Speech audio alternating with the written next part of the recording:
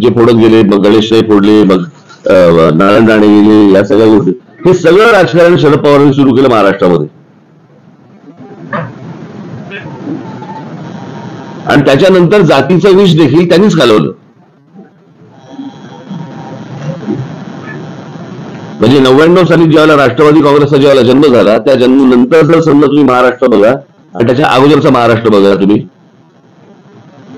कधी महापुरुषांची विभागणी कधी जातीमध्ये झाली नव्हती, कधी आमच्या संतांची विभागणी कधी आडनावांनी कधी ओळखली जात नव्हती, जातीमध्ये बघितलं जात नव्हतं. संत आपल्याकडे संत म्हणून बघितलं जायचं. या सगळ्या गोष्टी ज्या सुरू झाल्या या राष्ट्रवादी काँग्रेसच्या जन्मानंतर सुरू झाल्या. आणि असा महाराष्ट्र हा याच्या अगोदर कधीच नव्हता.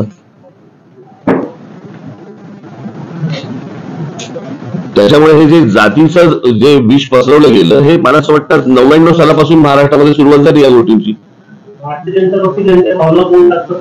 कसं होतं, आता प्रत्येकाला राजकारण करायचं म्हटल्यानंतर हे चालतंय तर नाणं तेच चालवून घ्या. पण मला असं वाटतं, मी दरवेळेला सांगत आलो की हे सर्वांनी मिळून बंद केलं पाहिजे. कारण हा विषय फक्त काय राजकारण विधानसभा लोकसभेपुरता नाही, हा घराघरात शिरलेला विषय. मध्यंतरी आपल्याच मार्फत मी कुठची क्लिप बघितली, लहान लहान मुली सांगत होत्या की आम्ही काय ओबीसी समाजातले आहोत आणि मराठा समाजातल्या मुली आहेत, आमच्या मैत्रिणी आमच्याशी बोलत नाहीत किंवा आम्ही त्यांच्याशी बोलत नाही, आम्ही घरी जाणं सोडून दिलं. हे असलं घाणेरडं वातावरण कधी महाराष्ट्रात नव्हतं. हे सगळं सुरू झालं तेव्हापासून.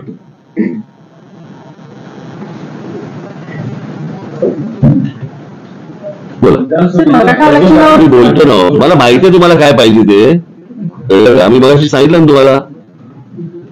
हा, तुम्हाला अपेक्षित जे काय आहे ना ते मी बोलीन त्याच्यावरती. हा, मी स्वतःहून तुम्हाला सांगेन ते मराठा आरक्षणाचा विचार म्हणून. मला हे जे आहे ना, हे कळलं का? ह्यामुळे सत्यानाश झालाय सगळा. ज्या मराठवाड्यामध्ये मी गेलो तिथे आग लावणारे पत्रकार होते आणि त्या पत्रकारांनी काय काय गोष्टी घेतल्या होत्या हेही मी जाहीर केल्या होत्या त्याच्यात. त्याच्यामुळे हे शांत व्हावं याच्यासाठी एवढी प्रयत्न नाही करत आहेत. अजून आग कशी लागेल याच्यासाठी जास्ती प्रयत्न सुरू आहेत. एकच मिनिट थांबतो, त्यांना काही प्रश्न विचार. माझी मान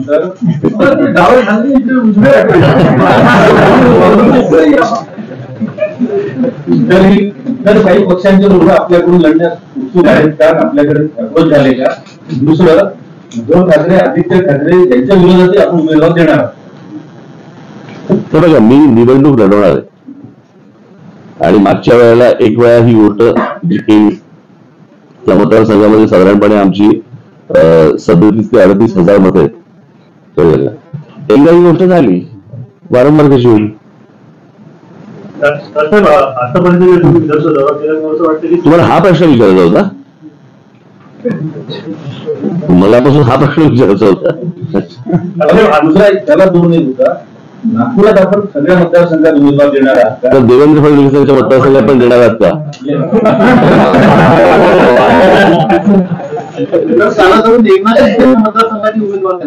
सगळ्या मतदारसंघांमध्ये उमेदवार देणार.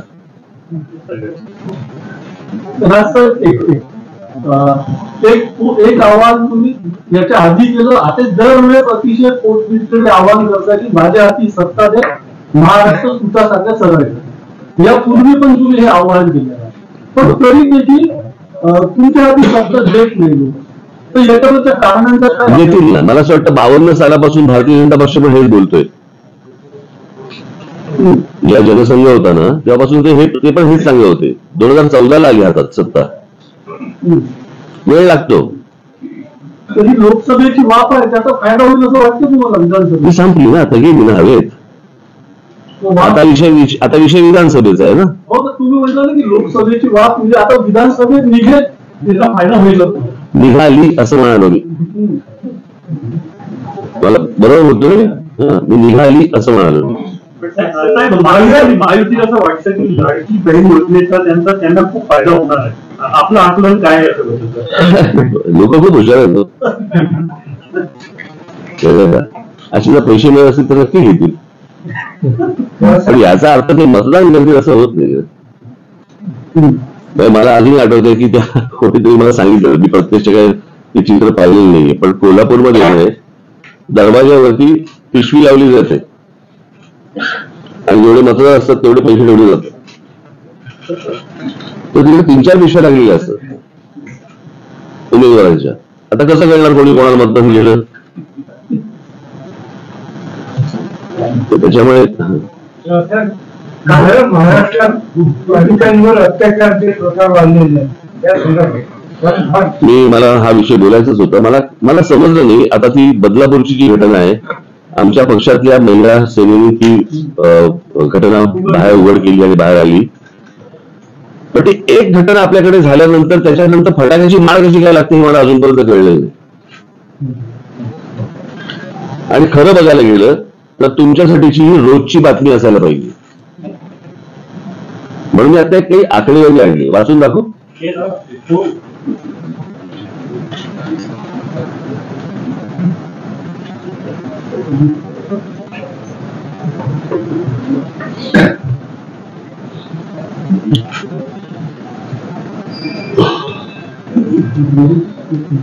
ही माहिती आहे नॅशनल क्राईम रेकॉर्ड्स ब्युरोची.